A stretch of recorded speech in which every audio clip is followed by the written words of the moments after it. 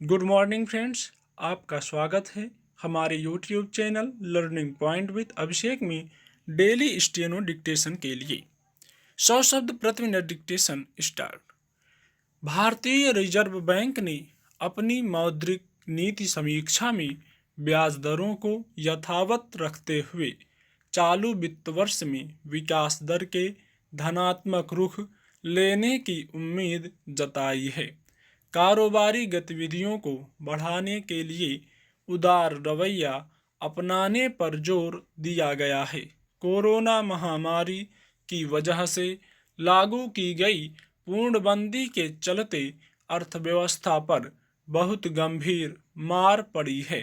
पहली तिमाही में कारोबार पूरी तरह ठप रहा, जिसके चलते सकल घरेलू उत्पाद ने करीब 24% का गोता लगा दिया था। हालांकि इस दौरान पूरी दुनिया पर मंदी की मार पड़ी है, पर भारतीय अर्थव्यवस्था के लिए यह सबसे चिंताजनक स्थिति बन गई।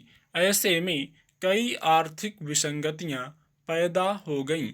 महंगाई की दर निरंतर बढ़ती गई, बाजार सिकुड़ता गया, रोजगार के अवसर कम होते गए तो लोगों की क्रय शक्ति क्षीण हो गई। बहुत सारी छोटी और मझोली औद्योगिक इकाइयों का फिर से उठ खड़ा होना मुश्किल हो गया। ऐसे में रिजर्व बैंक के सामने सबसे बड़ी चुनौती आर्थिक गतिविधियों को दोबारा पुरानी गति में वापस लाने की थी। बंदी खुलने के बाद अब बाजार में धीरे धीरे चहल पहल बढ़ने लगी है। औद्योगिक इकाइयां संभलनी शुरू हो गई हैं। अपने गांव गए मजदूर अब शहरों की तरफ लौटने लगे हैं। इसलिए रिजर्व बैंक की अगले कुछ महीनों में अर्थव्यवस्था के कुछ सुधरने की उम्मीद स्वाभाविक है। ब्याज दरों में बदलाव आमतौर पर महंगाई पर काबू पाने और बाजार में पैसे की तरलता संतुलित करने के उद्देश्य से किए जाते हैं। फिलहाल सरकार के सामने ये दोनों चुनौतियां हैं। बाजार की गतिविधियों को प्रोत्साहित करने के लिए बैंक पूंजी का प्रवाह लगातार बढ़ा रहे हैं। नई मौद्रिक नीति में भी करीब 20,000 करोड़ रुपए और डालने का फैसला किया गया है। फिर औद्योगिक क्षेत्र को लगातार प्रोत्साहन दिया जा रहा है। इस तरह बाजार में धीरे धीरे रौनक लौटनी शुरू होगी, पर महंगाई को संतुलित करने के लिए ब्याज दरों में बदलाव न करके रिजर्व बैंक ने एक तरह से संयम का ही परिचय दिया है। हालांकि यह ब्याज की निम्नतम दर कही जा सकती है, जिसके चलते बैंकों को कई जगह मुश्किलें उठानी पड़ रही हैं। पर अगर दर बढ़ाई जाती तो महंगाई पर काबू पाना और कठिन हो जाता। इस वक्त सकारात्मक पक्ष यह भी है कि कच्चे तेल की कीमतें ऊंची नहीं हैं और कृषि क्षेत्र का प्रदर्शन लगातार बेहतर बना रहा है।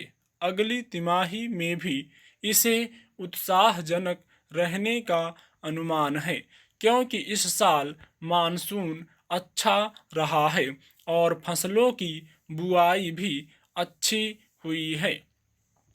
हालांकि रिजर्व बैंक इस बात से आश्वस्त जरूर है कि अर्थव्यवस्था अपनी ऋणात्मक स्तर से बाहर निकलकर जल्दी ही धनात्मक स्तर पर पहुंच जाएगी। पर जैसा कि पहले अर्थव्यवस्था के बेहतर प्रदर्शन का अनुमान लगाया गया था, उस दृष्टि से इसे उत्साहजनक नहीं माना जा सकता।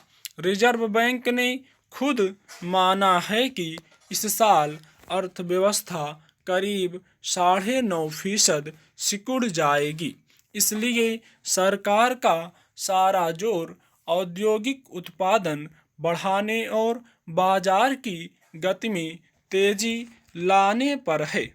इसी से रोजगार और लोगों की क्रय शक्ति बढ़ने की दिशा में कुछ बेहतरी के रास्ते खुलेंगे, मगर निवेशकों में उत्साह की कमी और अंतर्राष्ट्रीय बाजार में सुस्ती की वजह से चुनौतियां लंबे समय तक बनी रहने के कयास लगाए जा रहे हैं। अर्थव्यवस्था के इस जटिल दौर में रिजर्व बैंक के लिए संयम बनाए रखना ही उचित है। स्टॉप।